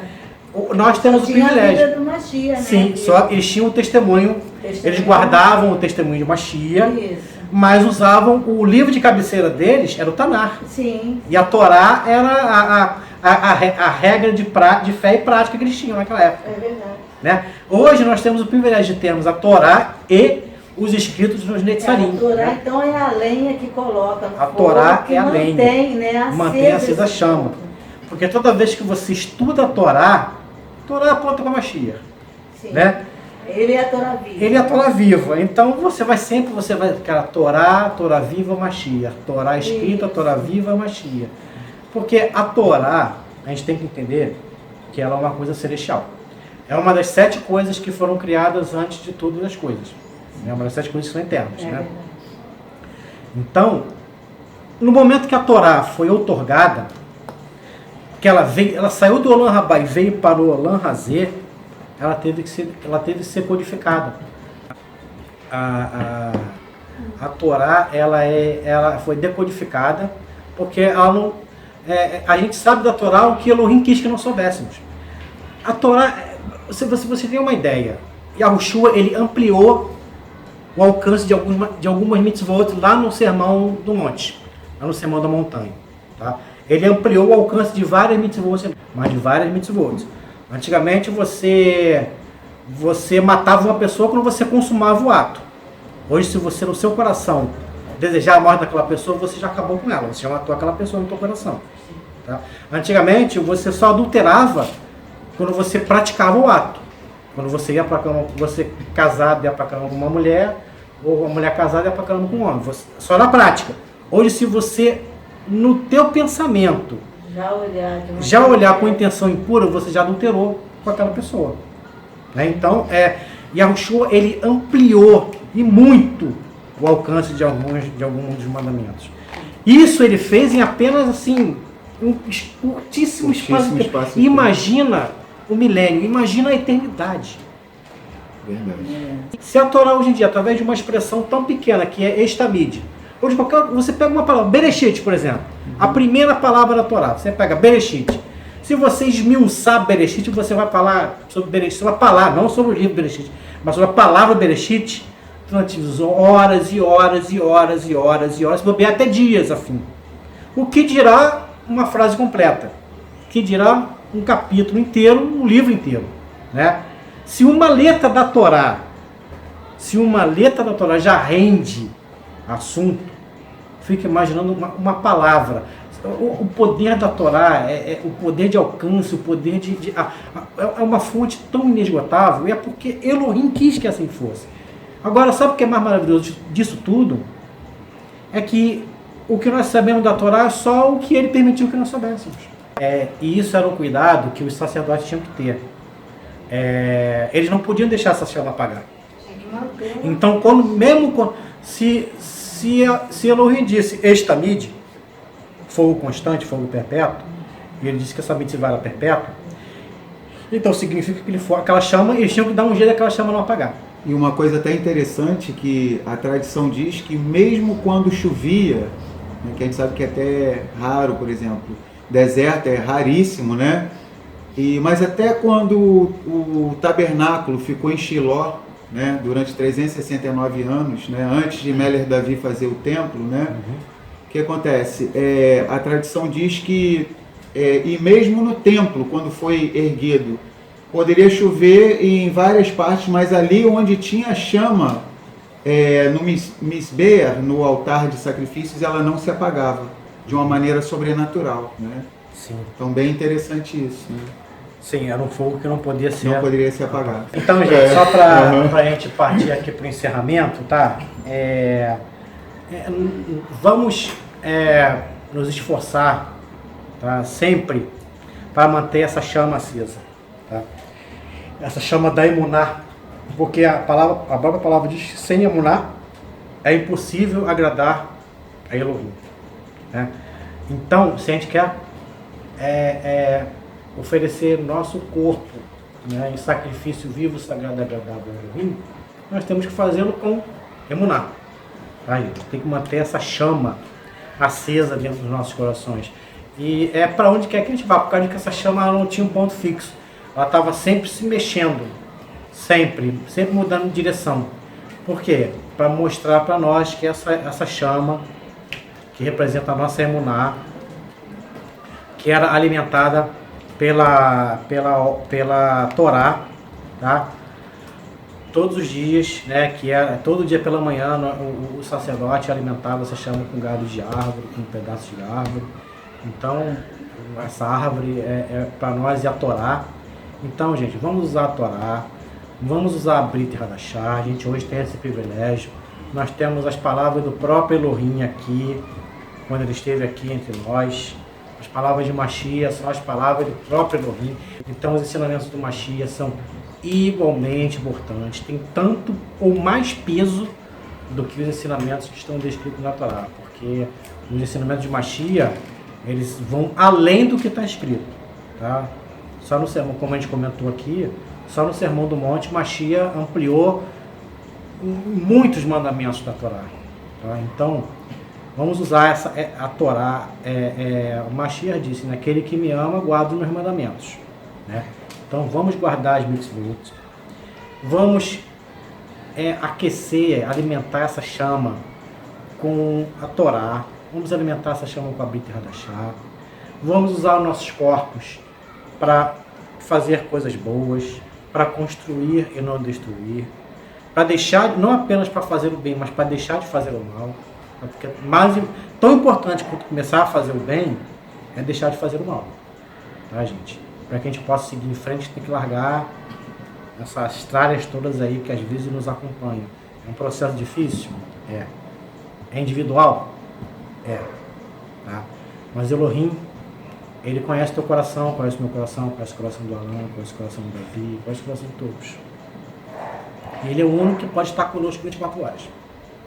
Tá? Você pode até ter um amigo à tua disposição ali para você chorar as suas mágoas com ele durante algum tempo. Mas aquele teu amigo ali, ele é limitado. Por mais que ele ame você e queira te ajudar, tem coisas que ele não pode fazer.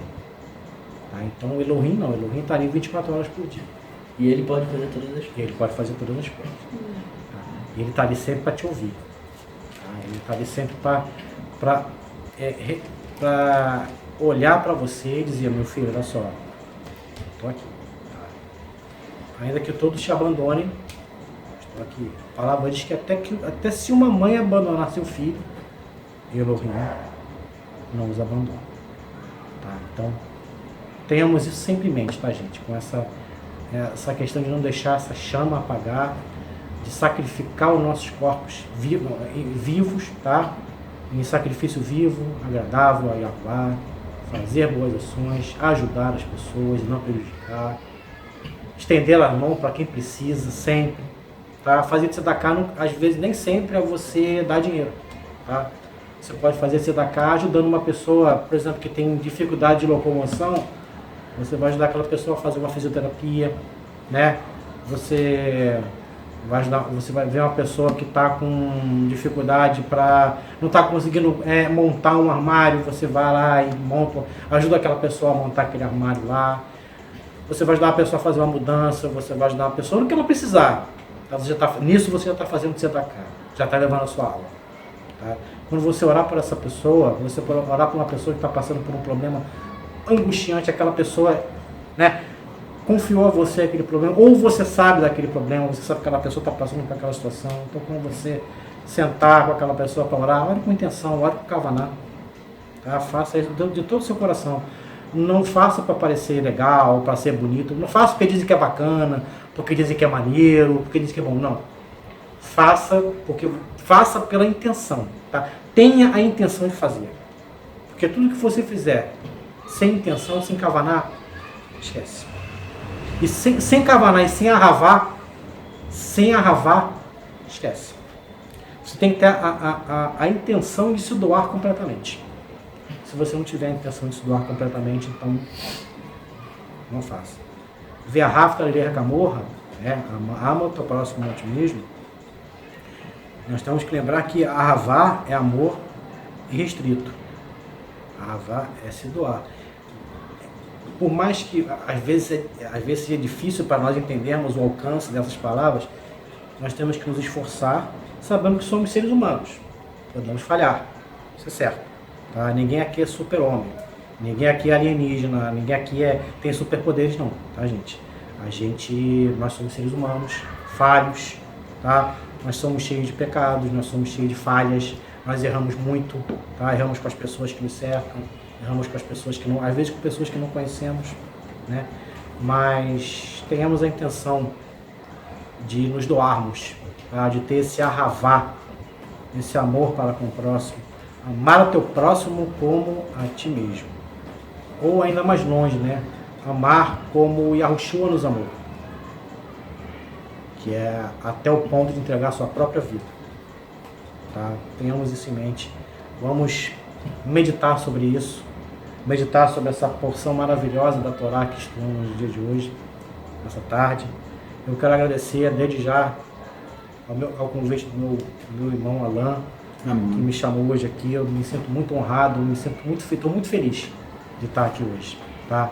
Com a Mary, com o Alan, com os garotos, com a Juliana, com todo mundo, tá? Eu me sinto muito feliz de ter compartilhado esse tempo com vocês.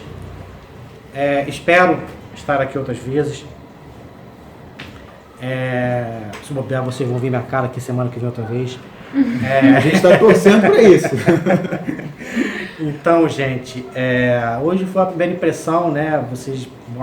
Muitos de vocês não me conhecem, alguns sim, mas eu acredito que a maioria não. Mas estamos aí para crescermos juntos, sabe? A gente não faz nada sozinho nessa terra. E no mundo espiritual, né? No Olam Rabá não existe 007, né? Eu vi isso uma vez, não sei quem foi que falou. Não existe agente secreto no mundo espiritual, não existe agente secreto no Olam Rabá. Você não foi designado para fazer nada sozinho, não. Você não é agente secreto. Ninguém pode saber que eu sou do Olam Rabá, não. Vai ser tudo sozinho aqui, tudo na noite, para ninguém. Não.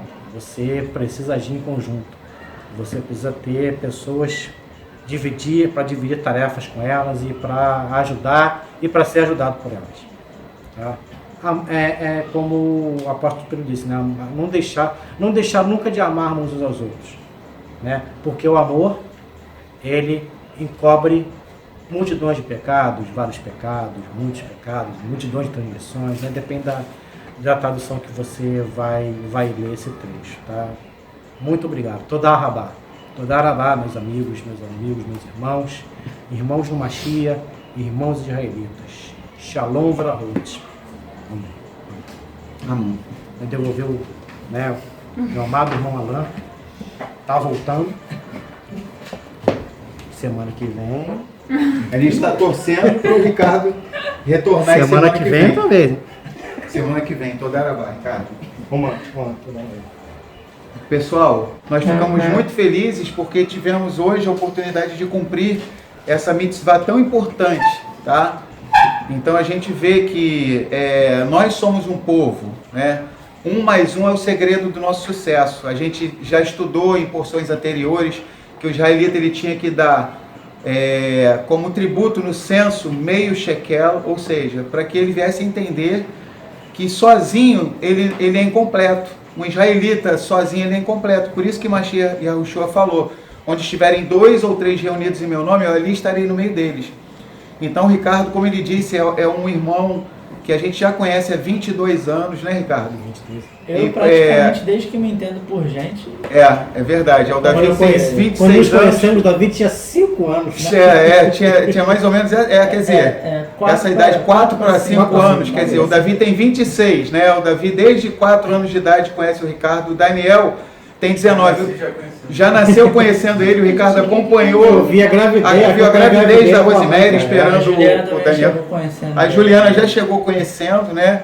Então, assim, um ahavá que Elohim colocou entre nós, assim, muito grande, né? Com relação ao Ricardo e vice-versa. Elohim é tão bom, é tão perfeito no que ele faz, que aqui é como se eu conhecesse todos vocês há mais de 30, 40, 50 anos, sabe? É verdade. muito bom. Então tem essa afinidade, então alguém que a gente ama muito, né?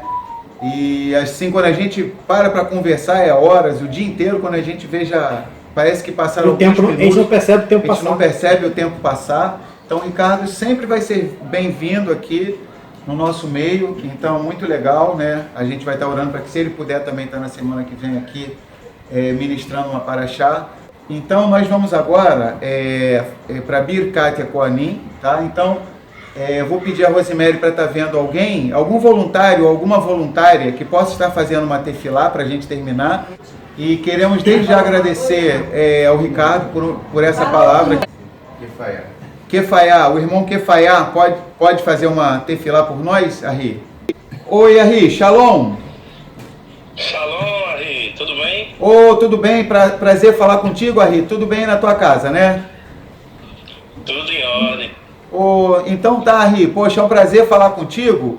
Então pode ficar à vontade e fazer uma tefilá por nós, tá bom? Por favor. Tá certo, Arri. Amém. Oremos. Pai, soberano, Criador dos céus e da terra, Yahuwah Tzevaot. Estamos aqui, Pai, na Tua presença, Pai, para Te agradecer, meu Pai, por esse Shabbat maravilhoso, meu Pai, e por esse ensino, meu Pai, que veio, meu Pai, diretamente de Ti, meu Pai. Que Tu, meu Pai, venha nos conduzir a cada dia no caminho reto e justo, de acordo com a Tua Torá, meu Pai. Coloca a Tua mão poderosa, meu Pai, em nossas vidas. Abençoa, meu Pai, o lar, meu Pai, do Arri Yosef, meu Pai, e seus familiares, meu Pai. Coloca a Tua mão poderosa, meu Pai, na vida de cada um, meu Pai, que está, meu Pai, acompanhando esse estudo, meu Pai. Que Tu, ó Pai, venha nos conduzir, meu Pai, e nos fortificar na nossa emuná, meu Pai. Que cada dia mais a gente venha crescer, meu Pai, espiritualmente, meu Pai. E também, meu Pai, toma conta de nós, Pai, fisicamente, meu Pai.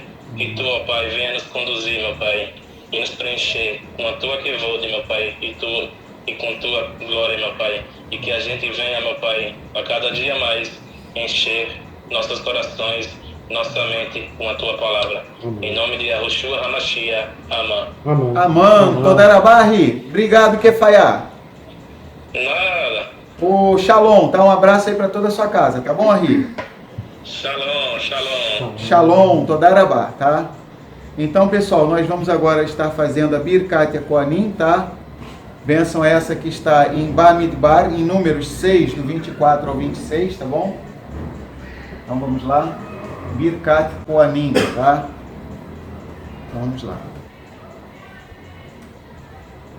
Yevarecha Yahuwah veishmerecha, Yael Yahuwah panavelecha vichuneka, Isa Yahuwah panavelecha veiasem lecha. Shalom. Que Yahuwah te abençoe e te guarde. Que Yahuwah faça resplandecer o seu rosto sobre ti e tenha misericórdia de ti. Que Yahuwah sobre ti levante o seu rosto e te dê a paz. Beshem Yahushua HaMashiach. Amém. Amém. Shabbat Shalom. Shavuot Tov. Shavuot Tov. A todos os Ahim e Arraiot. Shabbat Shalom e Shavuot Tov. Estarmos com vocês e já estamos com saudade de vocês. Shabbat Shalom e Shavuot Tov Lekulam.